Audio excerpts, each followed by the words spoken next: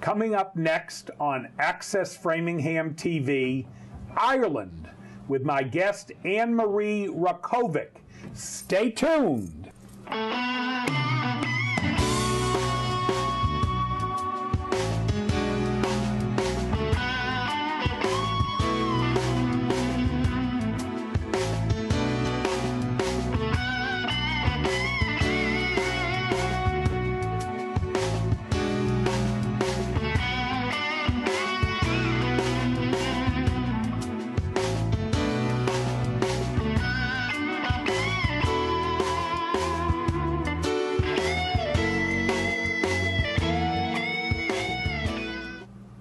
Welcome to Travels with Jack.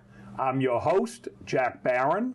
If you would like to be a guest on our show and share with us a recent trip, a vacation, a cruise, maybe a day trip right here in New England, we would love to have you as our guest. You can talk about the transportation, the scenery, where you stayed, the shopping, the good food you enjoyed, the people that you met, anything you'd like to share with your friends and our viewing audience. Just contact us here at Access Framingham Television and let us know you'd like to be a guest. You can phone AFTV at 508-875-5434 or send an email message to info@accessfram.tv. Our associate producer will be in touch with you to make arrangements for you to be on the show here on Access Framingham TV. Today, my guest is Anne-Marie Rakovic. In May 2012, Anne-Marie and her niece, Jessica Moran, visited scenic Ireland, and Anne has joined us to share that visit with you. Welcome, Anne. Thank you so much, Jack. And a little history on Anne-Marie. Before she came to the Framingham area, she was from New York City and has been living here for 17 years, working for a company called John Snow Incorporated, and she runs the New England Smokers Quit line. That's right. I don't smoke, but you'd certainly seem like a friendly person to help me quit if I did. So if you like her on this show today, what's your phone number? Call 1-800-QUIT-NOW. 1-800-QUIT-NOW, and you can get a hold of Anne-Marie and tell her you want to quit smoking. She lives currently in Sherborne with her greyhound dog, Missile, who is a former racing dog. Was that his racing name as well? It was, yes. Oh, okay. All right. And he was from a life-saving kind of program. Mm-hmm. And Anne-Marie, she's going to be surprised when I say this, is a professional lifesaver. Okay. So the dogs and people who smoke and all those things, that's your new title for us, professional lifesaver. When she's not on Travels with Jack, she likes to travel, hike. She's an animal rights activist, which we share as well. That's something I'm involved in my town. And she is a former director of the Framingham Running Club. Mm-hmm. So she is a runner. And perhaps, I don't know if you're as fast as you were when you were the director. I don't think so. But we'll leave that for you to explain. So tell me a little bit about this trip to Ireland, how you got there. You left out of Boston, I'm assuming. Yes. Did your niece come with you? Did she join you? Give me the story. So it was a girls' time together trip. My niece was turning 27, so this was a birthday present. Oh, she's not a little kid. No, she's not. For some reason I had it in mind she was a 12-year-old. No, you'll see a picture. She's okay. Happy 27-year-old. And so she'd never been on a plane before, and she was a little anxious, so she watched YouTube videos of planes taking off to try and calm herself and see what the experience was going to be like. And I'd asked her what she wanted to do for her birthday. I said we could do a trip, and she'd always wanted to go to Ireland, and it's a place that I've never been to, so I thought, why not? Let's do it. And we got most of our advice from the head bartender at the Sherborne Inn. twin. Okay. Her name is Shannon Doolin, and Shannon's got family in Ireland, and she travels quite frequently. So Jessica and I had lunch, and Shannon just sort of gave us the lay of the land and explained the best touring options to us. And we made our ticket arrangements very far in advance. We were the first to actually make reservations on our Aer Lingus flight. Okay, you went Aer Lingus. We went Aer Lingus. How was the pricing they offered? Well, you know, it's interesting, Jack.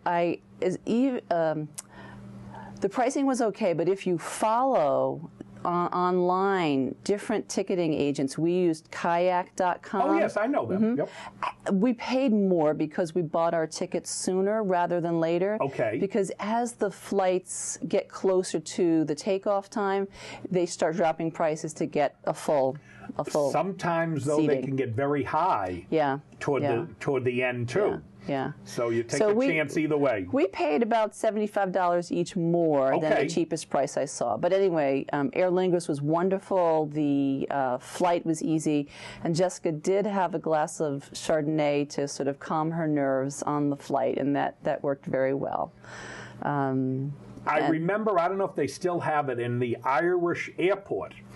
I remember we were able to go through U.S. Customs in Ireland on the return. Do they still do that? They still do that. Yeah, that for our viewers is a very interesting thing. So instead of coming into Logan and waiting in line and all that, you go through all those procedures right in Ireland. It made it so much easier because we were prepared for long lines and big waits, and we didn't find that to be our experience at all. I remember that. It's one of the few countries I remember having that opportunity. So you got over with Aer Lingus. You landed. Were you greeted, or you went to your hotel? No. What we did was pretty much we got our car, and I don't know if you did any driving when you were in Ireland, but well, that's an experience because you drive on the left side of the road, and that was less of an issue than the size of the roads, which were very narrow. Okay. So I instructed Jessica to just say left, left, left continually until we got the feel of it. But the first time we went by a bus, I decided I had a new driving strategy, and that was just slow down and let the bus pass you. So I didn't have to drive past the bus and navigate, because I tell you, it can get very hairy. It's quite... That's why I didn't drive. I believe it. Plus, I remember my son and my son was with me when I was last in Ireland, and I remember we went to the Guinness. Well, maybe you're going to tell us about, do you have pictures today? I have pictures drinking a Guinness that I'm going to show you. Okay, because I was going to say, first. That's what I remember. I said we went to that Guinness brewery, which is, I think, the #1 tourist attraction in Dublin. Oh, I bet, yes. And I said, you know what, I'm not going to drive. This is, I got to... Tell me about the map. You started out with... Well, this is the Europe map, so this would just be coming over to Ireland. And we took the red-eye flight. You leave at 7 o'clock, you arrive at 6 a.m. Okay. And, you know, you asked what did we do. One of the things that we should have done that we didn't, because I think we were so excited, we should have taken a rest day, because you really don't sleep overnight. And so we got in our car and we started our adventures. And you're tired. And we were tired. Yep. So that was, if there would be a tip that I would say, if you're going to do a red-eye flight, take the time, relax, and have some sleep time, and then begin your What I trip. also find can be very good when you're going to Europe with that same situation is... do some walking around, get settled in the hotel, do a little bit of shopping, walking around, have lunch, do a little more, and an early dinner, and then go to sleep. Because if you get there and go to sleep right away, you're kind of off schedule for a couple of days. So if you can force yourself. Yeah. And you know, the adrenaline is pumping because you're so excited, and everything is new, and so it is hard to just sort of settle down as soon as you arrive. So this must be your niece. That's my niece, Jessica. See how smart I am? That's very good of you. And this is... That's her first airport experience. Okay. We're at Logan there, and then the next picture is arriving in Shannon. And she's still smiling, so that was a good thing. What is that? Airport Nation Okay, that. I'm sure it's Gaelic. Oh, okay. It looked like Russian. I said maybe the Russians are there. Yeah, yeah. Okay, so you got there and, and so rented the car. And what hotel were you at? Actually, we stayed in bed and breakfast throughout our trip. Oh, really? And how did you arrange those? We did it all online, and we had an interesting choice. We decided we weren't going to plan our activities for our itinerary. Rather, we would just decide where we were going to go and leave our days open and spontaneous, and whatever we decided we wanted to do each day, we would do. Oh, great. So we had... So you were under no pressure. Right. We've got to be at this museum at 8 o'clock. Right. That's where our tickets are. Right. And right. Yeah. And that was a really fun thing to do. That's nice. My friend Shannon, what she said was, look, the Irish hospitality is so inviting and so welcoming. All you have to do is ask someone, what is there to do here today? And she said, you're going to get good advice. And we found that to be true. It was very trusting, but we did it. And so here's our Welcome to Ireland signed. As I said, they're very hospitable. And one of the first things that you noticed when we arrived was that well, that's driving on the other side of the road, but the weather is overcast, but there's lush green fields everywhere. You can see all that green. So this was our first day. I am firmly convinced. I found Ireland to be a beautiful country. Yeah. And I'm firmly convinced, had they not had the potato famine in the 1800s and the troubles with the British and everything, we wouldn't have any Irish people in America. They would stay. They never would have left. They would love it. Yes, they stay. They stay. They never would have left.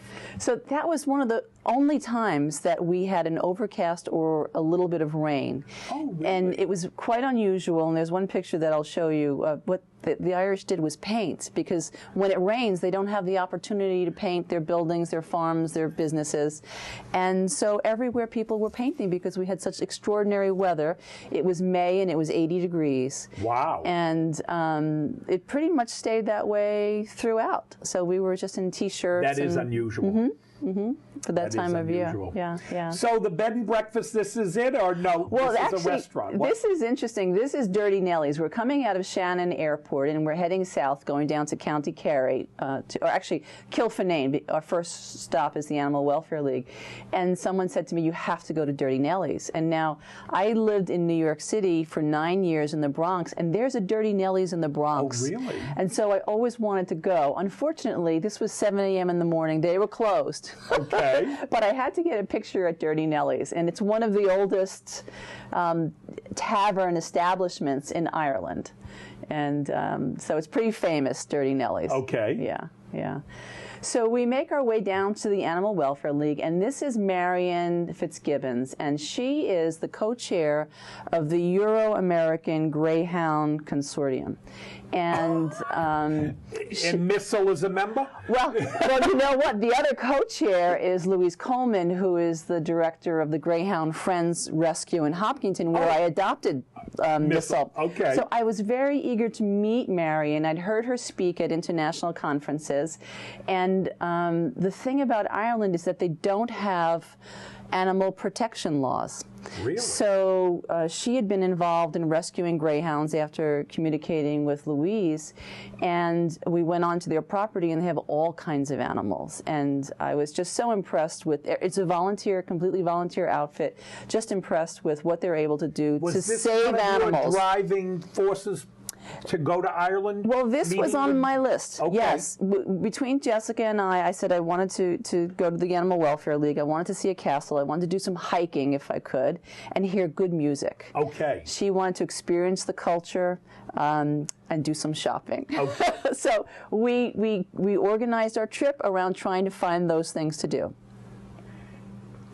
And these are some of the greyhounds. And I think you know the story here in Massachusetts that racing is now outlawed. But this little one, Marmalade was her name. And she was just kissing me and loving me, so sweet. And what happens with greyhounds everywhere is when their racing career is over, it's really a sad story. Sometimes they're thrown away. Sometimes they're just left and neglected. Sometimes they are sold. And a lot of adoption groups are showing up now. And Marion actually brings some of the dogs, and this was Rocky. He was a beautiful, beautiful male. And Marion brings some of the dogs over to here to the United States to be adopted. Really? Yeah. Are you finding since the end of racing there is no? These are what? Oh, these are little puppies. They rescued a female that was having puppies, and the story around this is we walked into the kennel, and the puppies were all sort of milling about, and as we looked at them, they all ran into this little, plastic basket that they had, and then just turned and looked at us, and they wanted the comfort of being with each other. So there are some other animal pictures, but it was so sweet to see them. Are they finding now, without the racing, that there are less dogs even being bred?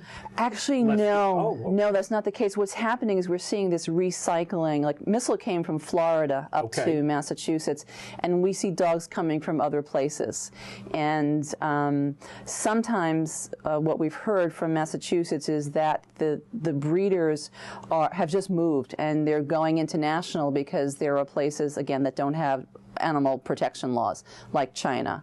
Yep. And obviously Ireland is trying to, and the work that Marion's doing is trying to educate. So they are trying to bring legislation into... It's very difficult. Really? What do you... What does she say is the big impediment to it? Well, one of the issues is commerce, and that is that the racetracks bring in a lot of money to the areas where they're located. Oh, okay. And so there's a strong voice by the trainers, and so it's a very difficult task when jobs are hard to find and there are jobs that are available. So there is an active dog racing industry throughout Europe. Or at least... I'm not sure if I would say throughout Europe, but in certain places, yeah. Okay, no, that's interesting. Yeah. And what does your niece do? Is she employed or? Actually, she is in between jobs right now, and she was a call center operator for a health plan. And she would give information to the members about their benefits. I got you. So I wonder if she told them, you got to quit smoking and call my aunt. Well, they're in New York, so they... Oh, you'll take calls. All right, so the bed and bath, there's your niece again. That's Jessica holding a little puppy, one of the sibling of the others that we just saw. And there's a pig on the property again, and there's a pigeon in the background, and there's a donkey on the left. There's sort of all these animals that are just milling about, and they were in fenced-in areas, and they're abandoned. So they're taken here by the Welfare League. And this is what? Is that a pot-bellied pig or a regular pig? I don't know. Because I was going to say a regular pig, I figured they would send to pretty big. Slaughter. Yeah, yeah. Make Irish bacon. So this was our first Irish breakfast. Okay. And a typical Irish breakfast, as you may remember from your own trip, is 2 sausages, 2 eggs, and then blood sausage, white and dark blood sausage. The blood sausage. And a tomato. Yep. And so after we left the Animal Welfare League, we were told, go to Molly's. It's the best local place to have breakfast. And so we did. And it was our first introduction to many, many more of the same types of breakfasts in our bed and breakfast accommodations that we stayed in. Were you happy with the bed and breakfast? We were very happy with the bed and breakfast. I have to tell you that, it's kind of hit or miss when you're doing all of this online, making your arrangements. I was going to say, yeah. And you look at the reviews of prior customers, and we didn't have one problem at all. We had just such, and some of the bed and breakfasts were people's homes where they had extra rooms and you stayed, and others were larger sort of buildings with 8, 9, 10 units in them, and so we stayed in a variety, and then in our last day, which was in Galway, we stayed in a hotel. Okay. So we wanted to experience the culture of the rural life and the urban life. Now this is Ross Castle, it looks like. I had Castle on my list. Jessica was actually sleeping when I pulled in because we were exhausted. And I just made a turn and I said, it's a castle, it's a castle. So it wasn't planned. And that's the Ross Castle. It dates back to about the 15th century. It was late and it was closed, so we didn't really get to go in, and there's probably good things that happened there, but I couldn't tell you what they are because we got to see the outside, and there she is with an old defending cannon on the walls of the castle. And I think there's another picture of some boats that are like this. I love this picture. It actually looks New England to me. And these were boats that were lined up around the water which was the moat, the original moat for the castle. And there is a story that one of the early owners of this castle was sucked out or thrown out of a window with his desk. Likely thrown out. And that he lives in the water and he watches everything that goes on to protect it forevermore. He's a water ghost. He might be. So that's a little bit of mythology associated with the Ross Castle. Yeah, and this, Now, this is so much fun. We've arrived in Dingle, which is our southernmost part of our trip. It's a peninsula town, and we stayed in the building that they're painting. So you see these guys on the lift, and they're painting on the left, but on the right is this very old pub. Yeah, but on the right is the little boy painting, yes. like the blue Dutch boy, the old. And so I thought, how ironic is that? We've got the real people, and then we've got this old sign. And that was the beginning of our visions of every day seeing people paint because we had such good weather. So that was funny. And here's the marina. Now this is in Dingle? In Dingle. And Dingle, was rated like one of the top 10 places to go for honeymoons and like that really? In Ireland. It looks like Gloucester. It does. And the best kept secret of the seafaring sections of Ireland is the seafood. And I have a picture. You asked me about the best meal. One of my best meals was in this quaint little place, but they were right off the ocean, and it was just a beautiful, beautiful little town. And kind of like in the olden days, it maintained that. This is Fungi, the dolphin, who for 20 years has lived off the coast of Dingle, and there are actually tour boats that go out to see him. And in our tour guide book, it said, if Fungi is still alive, go see him, because he apparently greets all the guests very happily. They must feed him. But we didn't do that. I was happy with the cast iron Fungi. But that was an interesting story, that he just popped up one day and stayed for 20 years, and he's still there. And this was just an interesting painted building. It was called the Mad Hatter, and we went in. Those are the Beverly Hills hotel colors, pink and green. Is that so?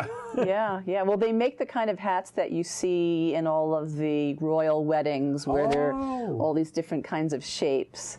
And I just thought, isn't that an interesting way to paint your business?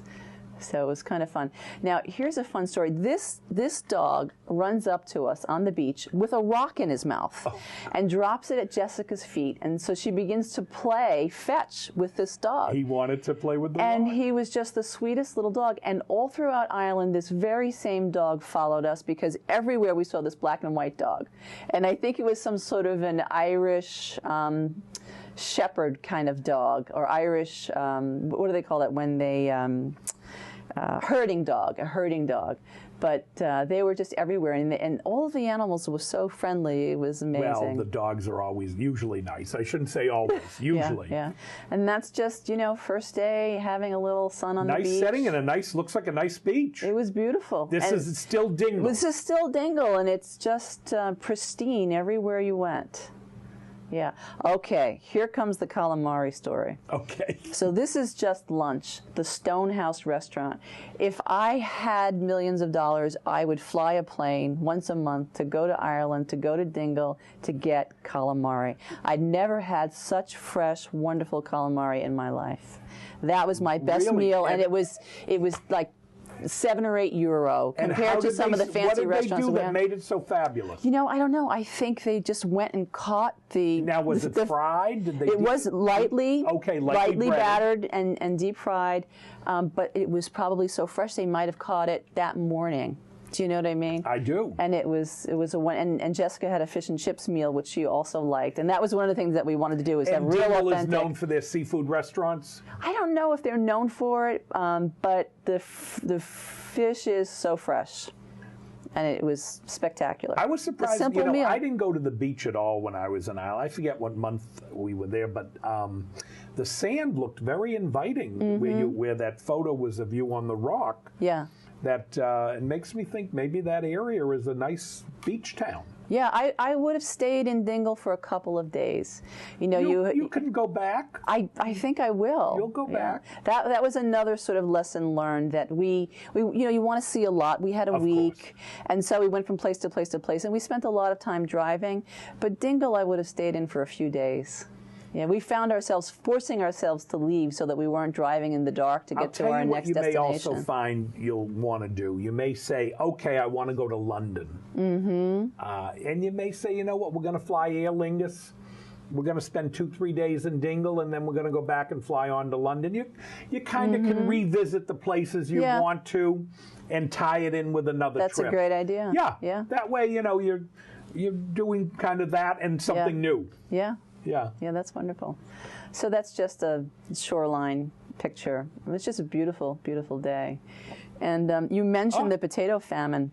This is a unicorn without his unicorn and wings, without his horn and wings. Okay. Do you believe that? Is this the most beautiful white horse you've ever seen? It is a beautiful horse. And it just sort of greeted you.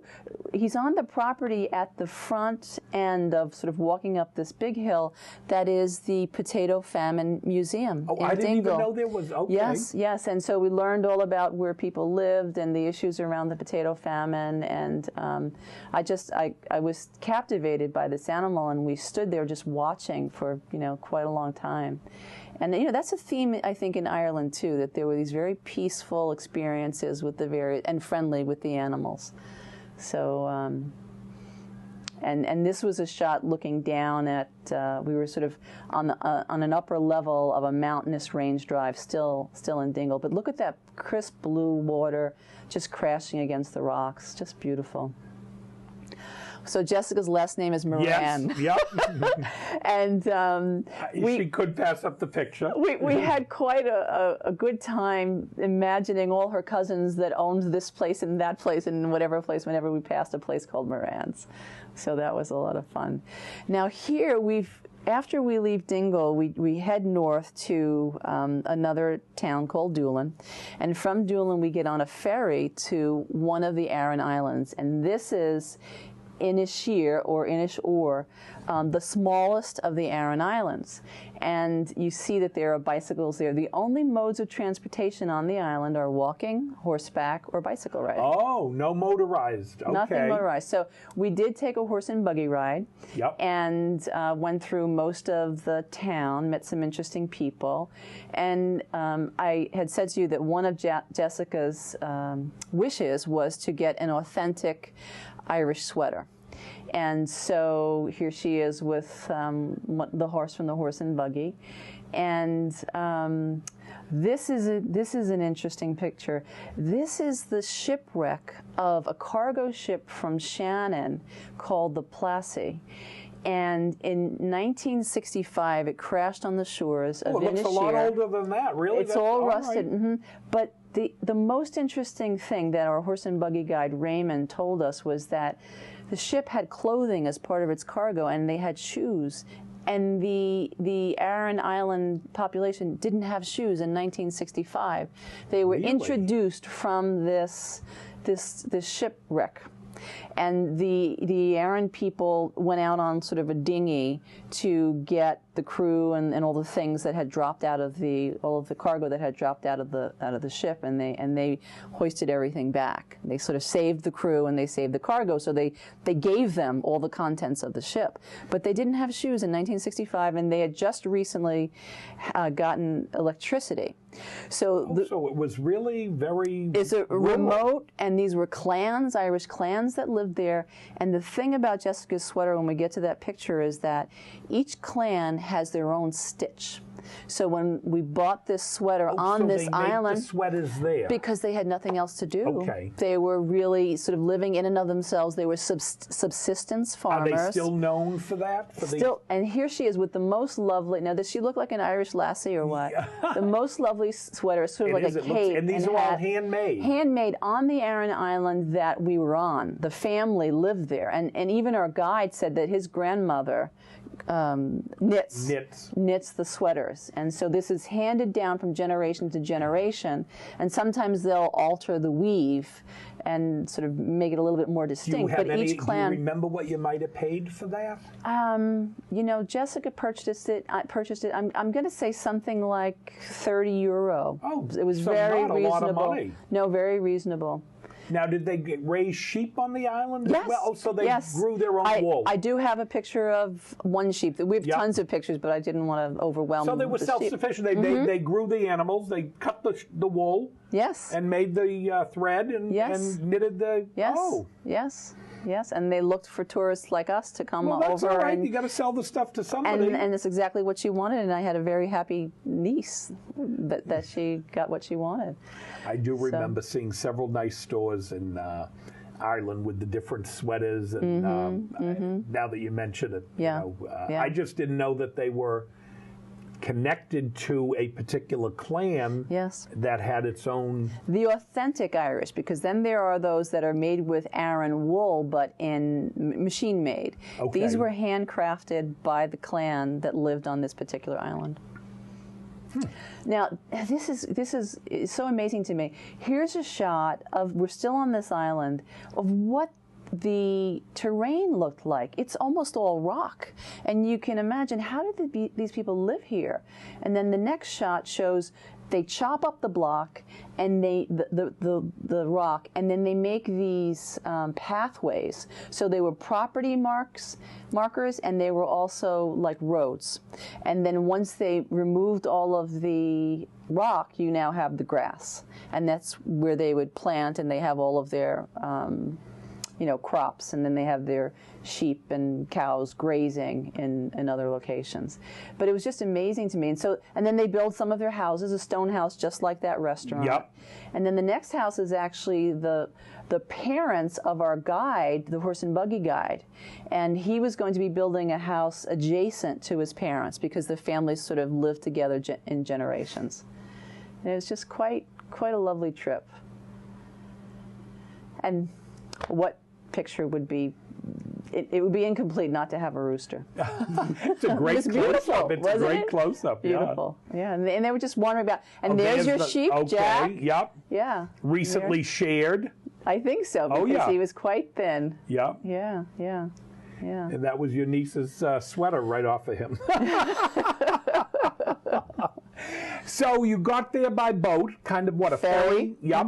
Left there, and where were you off to next? Well, I think there's one more shot we want to show you, and that's a video, and I'm thinking that it's going to come on now.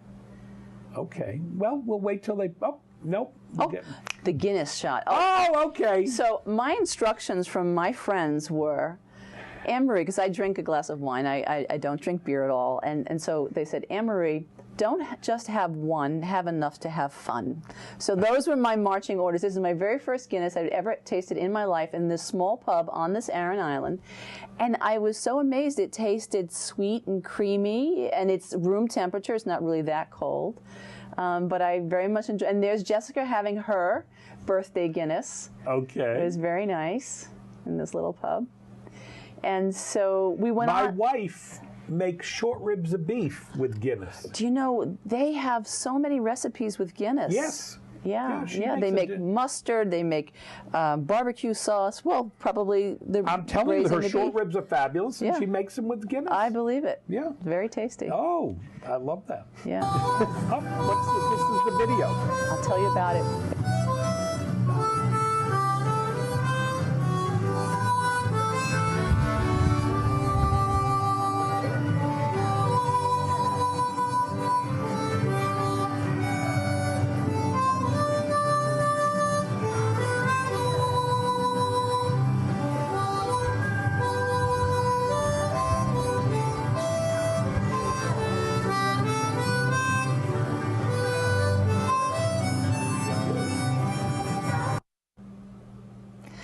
Tell me about the video. This was, our trip was filled with interesting coincidences, and this was the second time we met this couple.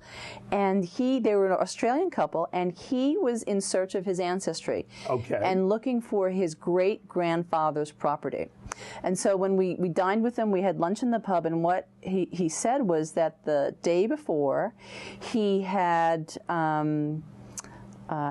sort of like the latitude and longitude of where the property was. And so he was in search, and they couldn't find it. It was getting dark. It was sort of rainy. And he just went knocking on a few doors, found someone home in the town where his grandfather lived. And the guy who answered the door, this Irish man, has a cast and a crutch. Okay. And he comes to the door, and our Australian friend tells him his plea. I'm trying to find my great-grandfather's property. And he says, oh, come on in. They have a few drinks. And now it's pitch black at night. And they decide after a few that they'll go out with flashlights in the mud and travel up hills, and so they went through a ravine, it seemed like, to find this property, because the house was actually destroyed or crumbled, so it's unrecognizable. But the guy knew the area, so he takes him in the rain, in the dark, with flashlights, and our Australian friend falls, cuts himself on some barbed wire, and then had to go to the hospital. But he wouldn't stop, and he continued until he saw the property, and it was sort of like in the dark, under the flashlight, and his friend that they had just met said, and this is where your great-grandfather lived. And so he felt complete. But it was just so interesting. We met many people who were in search of their Irish heritage. Well, we have had on the show, on Travels with Jack, Joel Winnett did a trip to Austria, and they were searching for his wife's family that had come from there originally, and they went and found where her father was a doctor and where he had practiced, and then they went into Czechoslovakia and found her great-grandfather. It was very interesting. So I think you're on to something. I think a lot of people do try to go to the countries maybe they originally immigrated from to see family and kind of get a feeling of where their background was. Yes. So, I think you're right. I think a lot of people do that. Yes, yes. So, beautiful. Yeah, wow. These are the Cliffs of Moher, and they are a national landmark. I have heard of that. And you can fly above, you can drive, or you can go by water. And we went by water, and I think that's probably, in my estimation, the best way to view the cliffs, because as you get closer, you see this structure. Wow. And what you can't see, but you'll see in the next picture, is there are thousands and thousands of these cliff-living birds. And when you get close on the boat, they cut the engines, and you hear them singing, and they're nesting, and they're just incredible. And there they are. This is just a little outcropping. Big birds.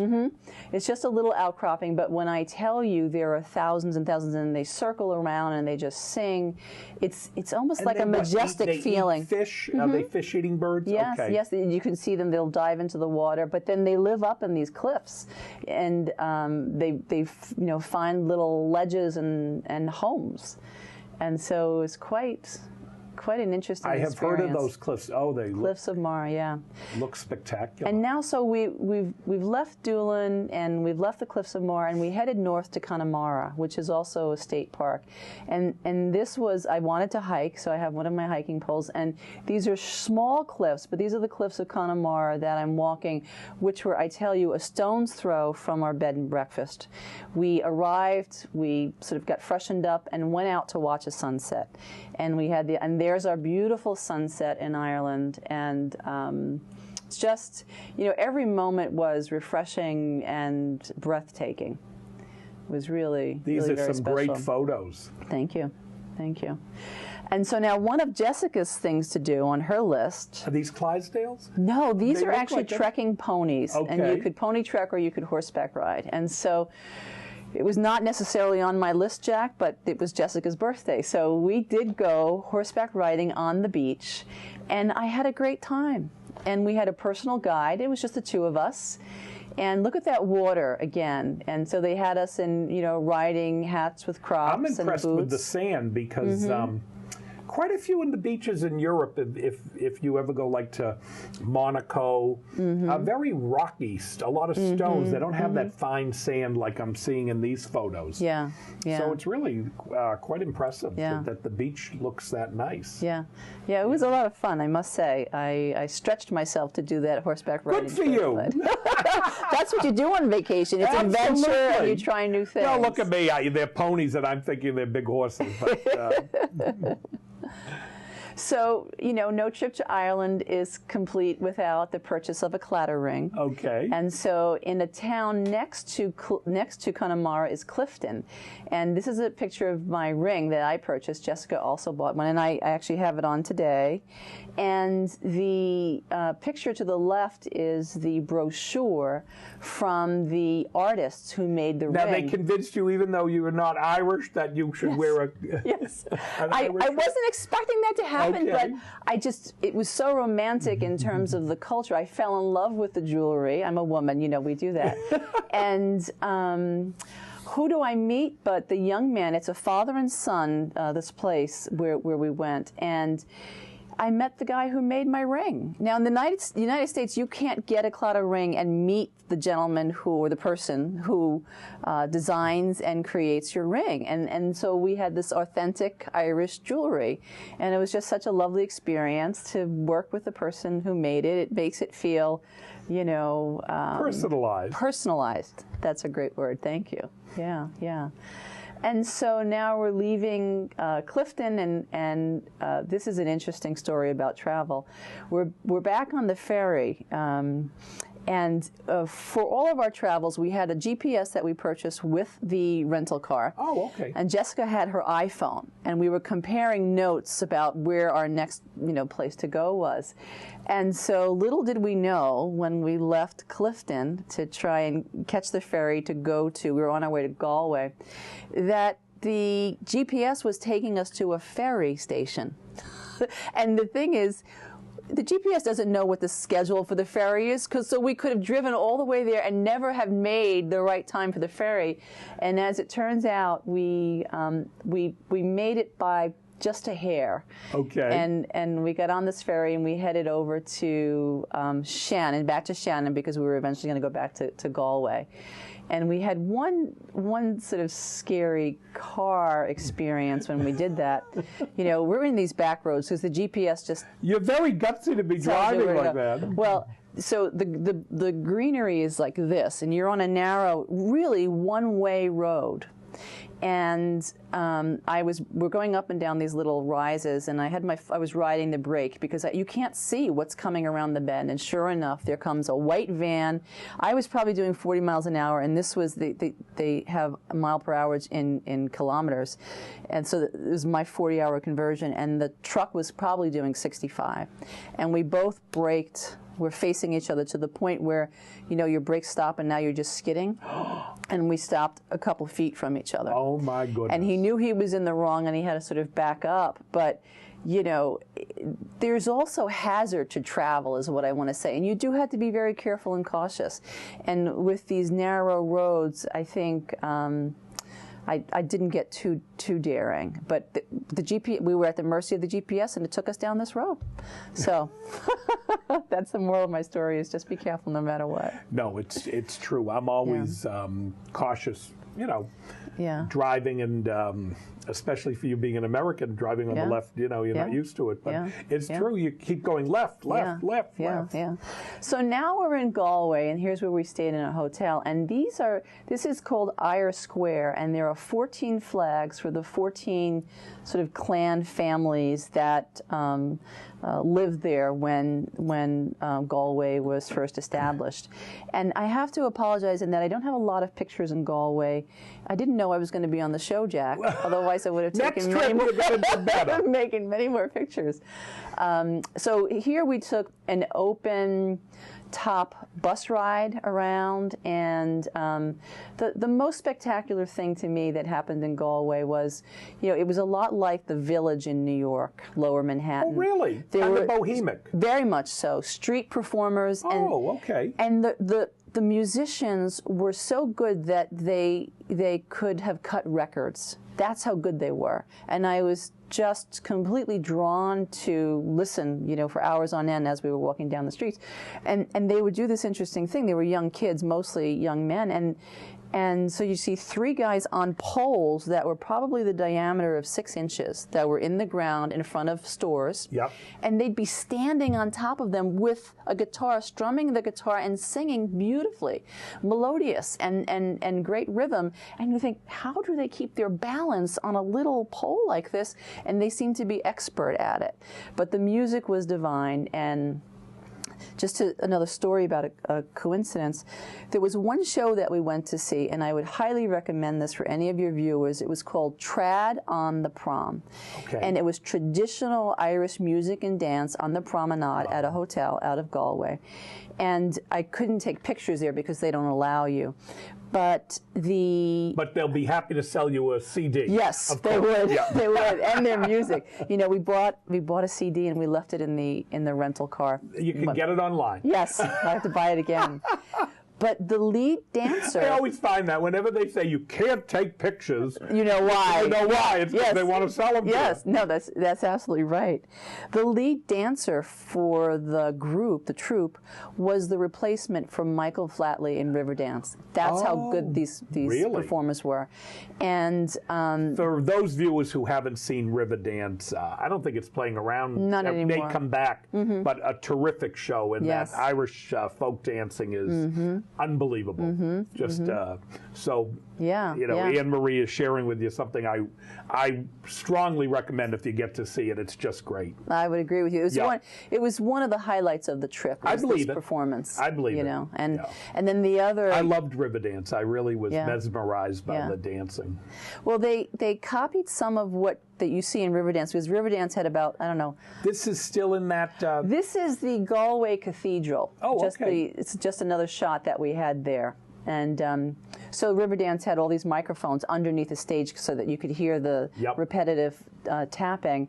And what they did was they put mini stages throughout the audience, and then the performers would show up. And these were kids that were world class. There were two brothers that were a year apart, and they were world class champions. And then there were some young girls as well, and there were musicians that were sort of on the rank of incredible. And so I would highly recommend that. It's a wonderful, wonderful show, Trad on the Prom. So here's just the coincidence. In the middle of the show, the person who was emceeing said, and we dedicate this song to Martin. And no one knows who Martin is, and he doesn't explain it. Well, when we leave the performance, Jessica and I hail a cab to get back to our hotel. And the guy who picks us up says, "How did you like the show?" Okay. We loved it. And he said, "You know, my brother-in-law was a member of this show for about Martin. 8 years. Can you believe it?" And I said, I kind of felt chills, and I said, "What was his name?" And he said, "Martin." And he said that he'd worked with 5 or 6 different bands in his lifetime. He had just passed, you know, a couple of weeks before, and they, like the following weekend, were going to have a fundraiser for his favorite charity. And Isn't that eerie? and they were having all of his former bandmates come and do performances. So we gave him a donation in the cab. But you know, how ironic is it that we get picked up by someone who knew Isn't one that of these? something? Yeah, yeah. So it's, if you're open to it, interesting things like that can happen. You know. Oh yeah, those. Yeah. So our last part of the trip is a trip to a castle called Bunratty. And we did one of those medieval festivals there. Okay. And we drank mead, which is a honey type of wine. How is it? I've never had it. It was very sweet. It was not Okay. something that, you know. So what is it? They take honey and distill it, or I think so, you know. mead? I've heard of it. I've never had it. Yeah, I think that it was very sugary, so it was almost Okay. hard to. Yes, I think they probably distilled the honey. That's how it comes. So here's one shot of Bunratty, and you know, when you go into these places, you have a tour, and they give you so much information. You're on information overload. But here's the one thing that I remember from this. You travel up a spiral staircase. It's all stone. The steps are very wide. And you would think that as you're traveling up, on your left-hand side, which is the wider part of the staircase, you would have a handrail to help you. But the handrail's on the right side, and it's narrow. And you're kind of trying to figure out, why is this on the right side? Well, apparently the knights who were defending the castle would hold on to the handrail on their left because they'd have the sword in their right, and they would swipe at the attackers. And so that's why the castle was built with the handrail on the inside instead of the outside. That's one peculiar thing that I remember. Now you're going to make me watch one of those Errol Flynn movies from Hollywood, and I'm going to want to see what side of the stairway he's holding while he's busy, chopping up Cesar Romero or whoever. Well, it's all methodical, how they approach this. So it's just interesting, And so here we went to. It looks like a beautiful castle. It's a beautiful, another 15th century building. And so we went to the medieval festival, and everyone was dressed in traditional garb. And here's a shot of the dining hall, which was the original dining hall, and they made us eat. Of the castle. Yeah. And they made us eat without utensils. Okay. So they served us a soup that we drank out of a bowl. Yep. And then they gave us ribs, probably braised with Guinness. With Guinness. So we had spare ribs that we were eating, and then later on they did give us a fork. And here's Jessica and I. This is our last night in Ireland.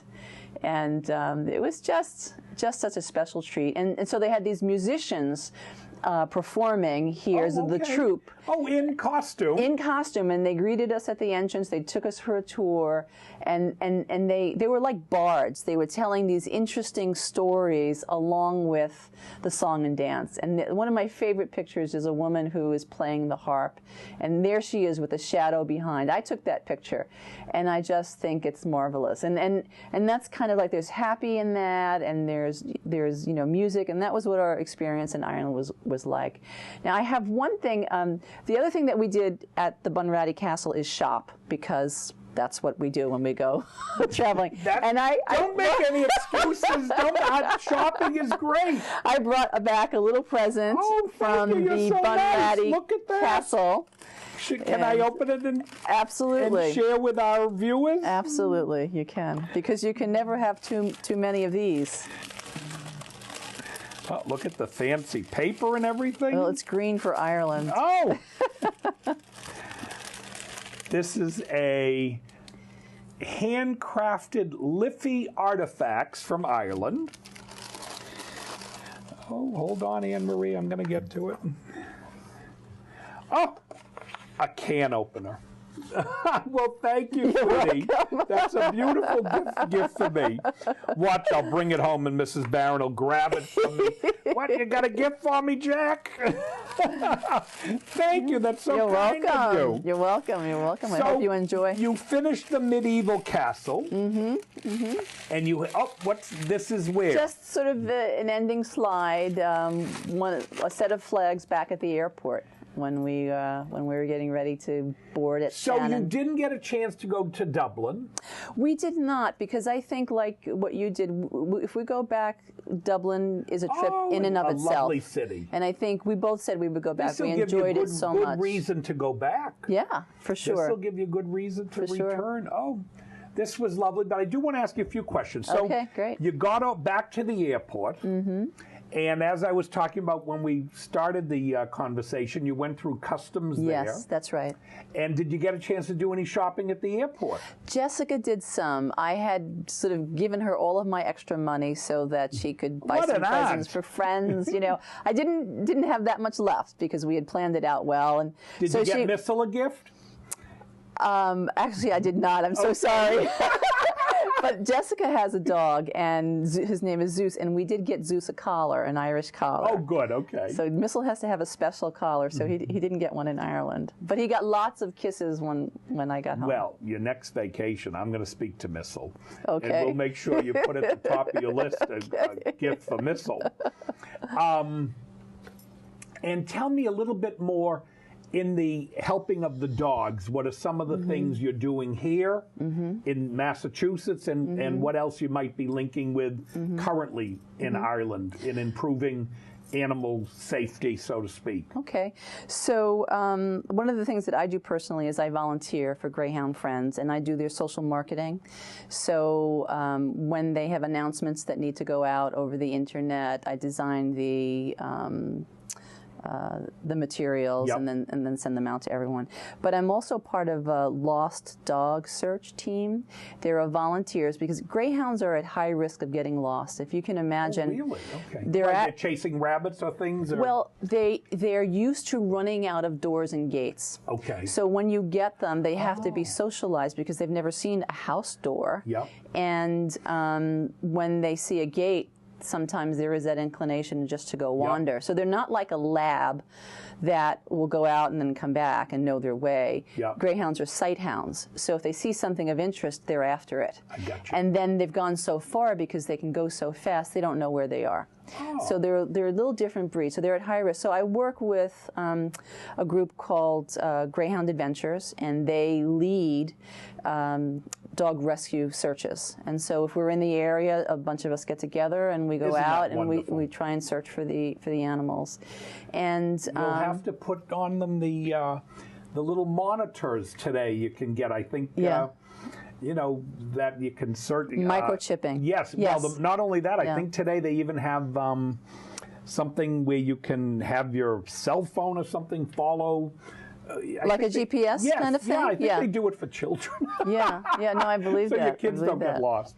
But, that's wonderful that you do that kind of work. I appreciate that, honestly. Thank you. Thank you. So you're a real dog lover. I am, and I sort of fell into it. I was just volunteering at Greyhound Friends in Hopkinton, and I fell in love with this one dog, and that started it. You know, and then when you know people are doing this of their own good and they're volunteering, you just have to help. Yep. And so I have two friends, they're sisters, and they're into Dachshund. Oh, yes.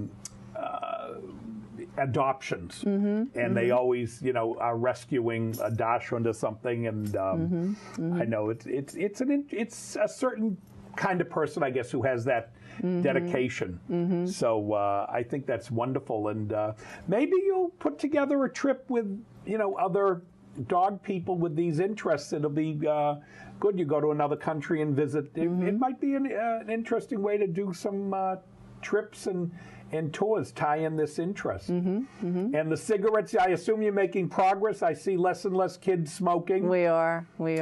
That's great also. Yeah. Thank you so much for coming. It was a pleasure, Jack. And thank you so much for the lovely gift. I appreciate it. I hope you'll contact us and share another trip with us. And, I would love to. Get a few more pictures or whatever. Great. Thank you so much. Thank you so much. And to our audience, we look forward to having you view this show as any of our shows. And don't hesitate to call us at Access Framingham and be a guest. Thank you.